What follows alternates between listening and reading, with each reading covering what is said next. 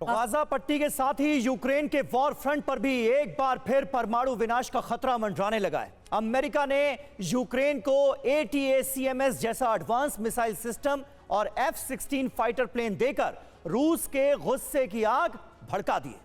रूस के राष्ट्रपति व्लादिमीर पुतिन ने इसी के बाद न्यूक्लियर टेस्ट बैन ट्रीटी से खुद को अलग कर लिया और अब रूस की हाइपरसोनिक परमाणु मिसाइल भी अंडरग्राउंड लॉन्च सेंटर पर तैनात हो गई है। पुतिन ने अमेरिका और नेटो को दो टूक चेतावनी दी है कि अगर कोई भी देश रूस के लिए खतरा बना तो एक साथ सैकड़ों परमाणु मिसाइलें उसे पल भर में मिटाने के लिए तैयार हैं।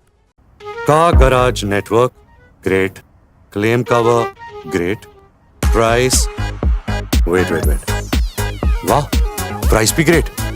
Tata AIG car insurance, trusted नाम, फैंटास्टिक नाम।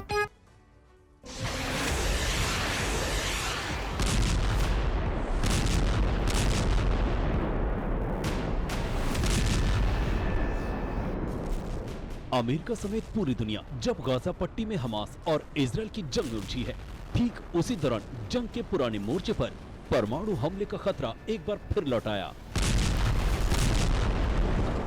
जंग का पुराना मोर्चा यानी यूक्रेन, जो अमेरिका और यूरोप से मिले हथियारों के दम पर रूस का कहर झेल रहा है।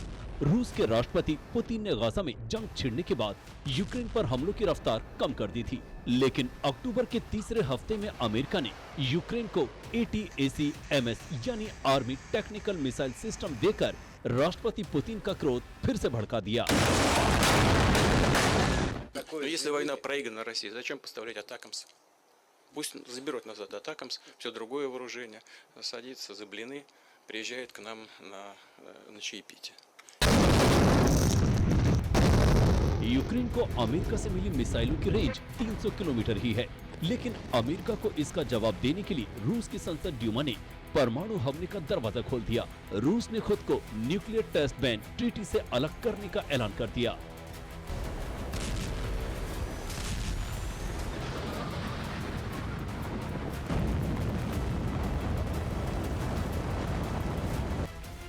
राष्ट्रपति पुतिन का ये फैसला सिर्फ कागजों पर नहीं था, बल्कि उन्होंने अमेरिका और पूरी दुनिया को आगाह करने के लिए रूस की परमाणु शक्ति का ट्रेलर भी जारी कर दिया।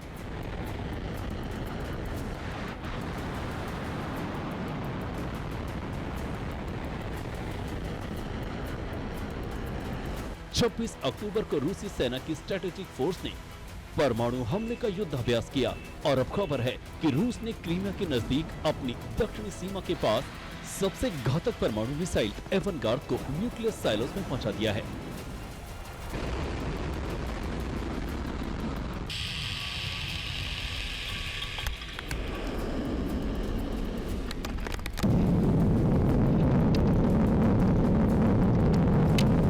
न्यूक्लियर सिलोस में किसी परमाणु मिसाइल के पहुंचने का मतलब यही होता है कि वो हमले के लिए पूरी तरह तैयार है। राष्ट्रपति पुतिन ने अपना इरादा भी खुलकर बता दिया। उन्होंने साफ साफ कहा कि रूस के लिए जो भी देश खतरा बनेगा उसका नामो निशान मिट जाएगा।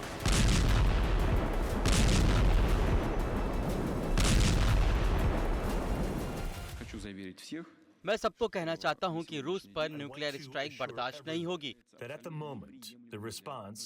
अगर किसी ने हमारी और न्यूक्लियर मिसाइल लॉन्च की तो उससे फर्क नहीं पड़ता कि ये कहां से लॉन्च हुई, वो कहीं से भी हो, लेकिन उसके जवाब में हमारी 100 परमाणु मिसाइल लॉन्च होंगी और दुश्मन के पास बचने का कोई मौका नहीं होगा।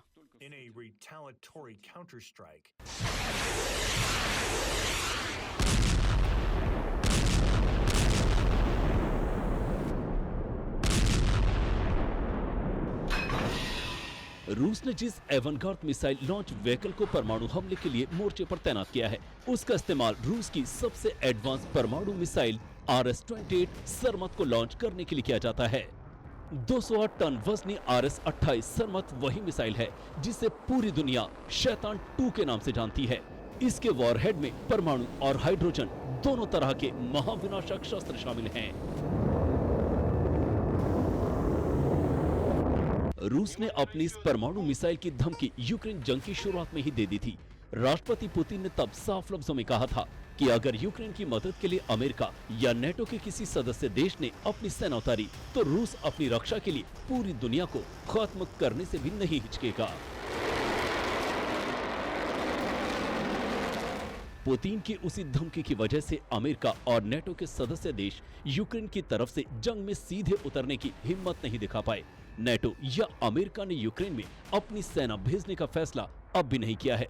फिर रूस परमाणु हमले की धमकी क्यों दे रहा है, ये भी समझ लीजिए।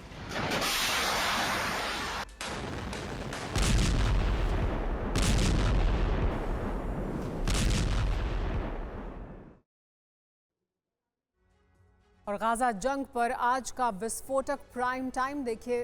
गाजा युद्ध का एनटीसी कोड, 7 दिन बाद न्यूक्लियर विस्फोट, रात 7:55 पर मेरे साथ। अब गाजा में सत्यानाश, मोदी नींद से आखिरी आस, ये देखिए रात 9 बजे।